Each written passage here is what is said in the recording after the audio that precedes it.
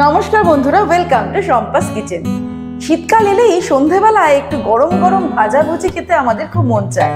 আজকে আমরা fish chop recipe নিয়ে হাজির হয়েছি। মাছের চপ তৈরি করব একদম সহজ পদ্ধতিতে, বাড়িতে থাকা ইনগ্রেডিয়েন্টস ব্যবহার করে, আর সেটা খেতে হবে একদম অনুষ্ঠান বাড়ির মতো। অনুষ্ঠান বাড়িতে যেরকম মাছের চপ তৈরি হয় সেই রকমই মাছের চপ নিয়ে হাজির হয়েছে আজকে। রেসিপিটা দেখুন, ভালো লাগলে লাইক করতে আর শেয়ার করতে ভুলবেন না। সন্ধ্যেবেলা স্ন্যাক্সে অথবা রাতের ডিনারে স্টার্টারে কিন্তু এই মাছের চপ বা ফিশ চপ সার্ভ করতে পারেন, ছোটদেরকে টমেটো কেচাপের সঙ্গে আর বড়দের কাসুন্দির সঙ্গে। তাহলে চলুন ঝটপট শুরু করি। সবার প্রথমে নিয়ে নিয়েছি ভেটকি মাছ। ভেটকি মাছের ফিলে থেকে ফিশ ফ্রাই বের করে নেওয়ার পর এরকম সাইডের অংশগুলো কিন্তু অবশিষ্ট থেকে যায়, আর এই অংশগুলো দিয়েই অনুষ্ঠান বাড়িতে মাছের চপ তৈরি করা হয়। এবারে আমরা ভেটকি মাছটাকে একটু ভাপিয়ে নেব। এবারে একটা কড়াইতে কিছুটা পরিমাণে জল গরম করতে দিয়েছি। জলটা যেই ফুটতে শুরু করবে তখন আমি এর মধ্যে দিয়ে দেব ভেটকি মাছগুলো। এখানে আমি 500 গ্রাম ভেটকি মাছের অংশ নিয়ে ভালো করে ধুয়ে জলটাকে ঝরিয়ে নিয়েছি। ফ্লেমটা কিন্তু হাইতেই রয়েছে। মাছগুলোকে হাই ফ্লেমে 3 মিনিট আমি ভাপিয়ে নেব।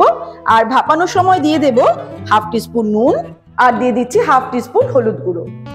হাই ফ্লেমে 3 থেকে 4 মিনিট আমাদের এটাকে ভাপিয়ে নিতে হবে, কারণ ভেটকি মাছ খুবই নরম, তার মধ্যে কিন্তু সিদ্ধ হয়ে যাবে। ভেটকি মাছকে কিন্তু খুব বেশি সময় ধরে সিদ্ধ করার দরকার নেই, জাস্ট 3 থেকে 4 মিনিট সিদ্ধ করব। আর আমি আজকে ভেটকি মাছের এই অংশগুলো দিয়ে ফিশ চপটা তৈরি করছি, তবে ভেটকি মাছ সব জায়গায় অ্যাভেলেবেল হয় না। সেক্ষেত্রে কিন্তু আর মাছ, কাতলা মাছ, রুই মাছ, ভোলা মাছ এগুলো দিয়েও কিন্তু মাছের চপ তৈরি করা যেতে পারে।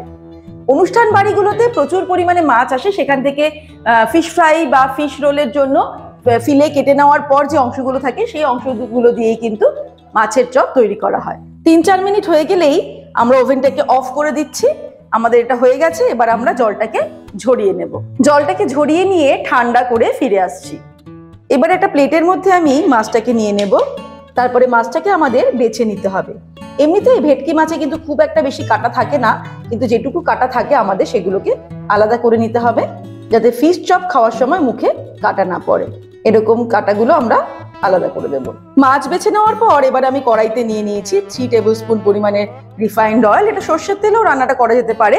তেলটা ভালো মতো যখন গরম হয়ে যাবে, ফ্লেমটাকে মিডিয়াম টু লোতে করে এর মধ্যে দিয়ে দেব কুচানো পেঁয়াজ। 3টে বড় সাইজের পেঁয়াজ কুচিয়ে নিয়েছি। আমি আগেই বলেছিলাম যে 500 গ্রাম মাছ আমি নিয়েছিলাম, তার জন্য আমাদের 3টে পেঁয়াজ লাগবে। পেঁয়াজটাকে ভালো করে ভাজবো। মিডিয়াম ফ্লেমে পেঁয়াজটাকে ভালো করে ভাজতে হবে। পেঁয়াজ ভাজার সময় দিয়ে দেব হাফ টিস্পুন নুন আর হাফ টিস্পুন চিনি। পেঁয়াজটাকে সময় নিয়ে লাল লাল করে কিন্তু ভেজে নিতে হবে। মিডিয়াম টু লোতে রেখে আমি এটাকে ভাজছি। প্রায় 10 মিনিট আমি পেঁয়াজটাকে ফ্রাই করেছি। পেঁয়াজটা কিন্তু এখন কালারটা চেঞ্জ হয়ে গেছে। এবারে আমি এর মধ্যে দিয়ে দেব রসুন কুচি। এখানে আমি প্রায় 10-12টা রসুনের কোয়া ভালো করে ফাইন চপ করে নিয়েছি, সেটা দিয়ে দিলাম। একসাথে দিয়ে দেব আদা কুচি। এখানে একটা 2 ইঞ্চির আদার টুকরো কুচিয়ে নিয়েছি, সেটা দিয়ে দিলাম। আর 4টে কাঁচা লঙ্কা কুচিয়ে নিয়েছি, সেটাও দিয়ে দিলাম। কাঁচা লঙ্কা, আদা আর রসুন সবটাই কিন্তু চপ করে দিতে হবে চপ তৈরির সময়।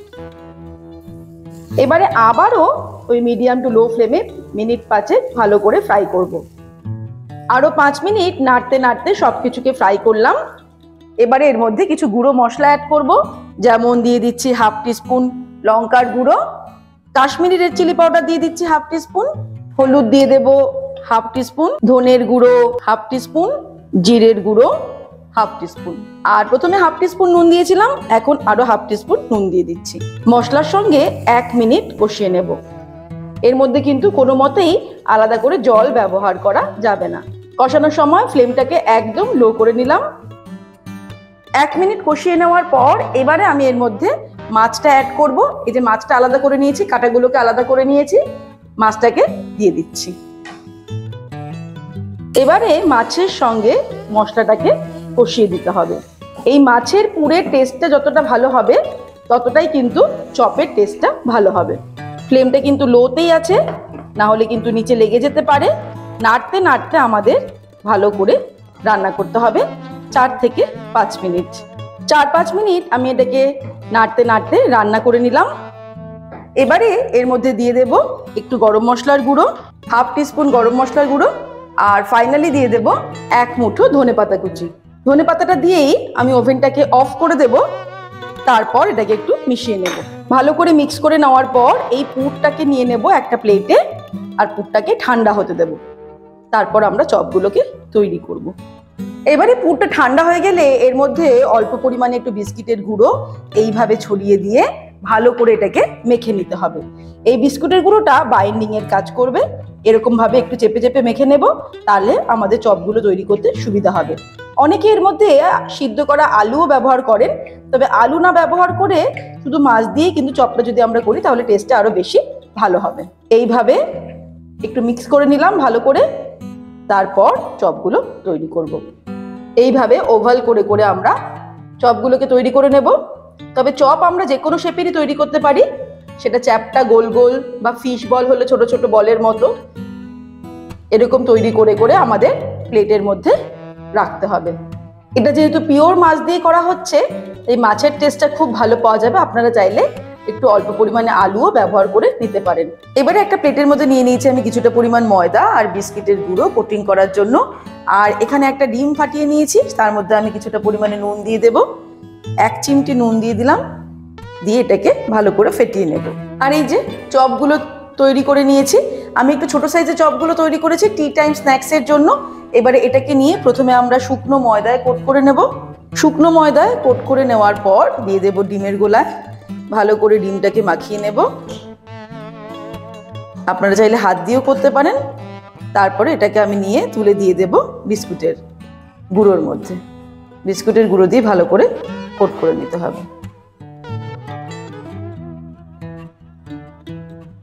আমরা ডাবল কোট করে নেব। ডাবল কোট করব কি সিঙ্গেল কোট করব সেটা কিন্তু সম্পূর্ণ নিজেদের উপরে। আমি ডাবল কোট করে নিচ্ছি। এইভাবে সবকটা চপকে রেডি করে নিতে হবে। চপগুলোকে রেডি করে নেওয়ার পর এবার আমি কড়াইতে তেল গরম করে নিয়েছি, চপগুলোকে ভেজে নেব।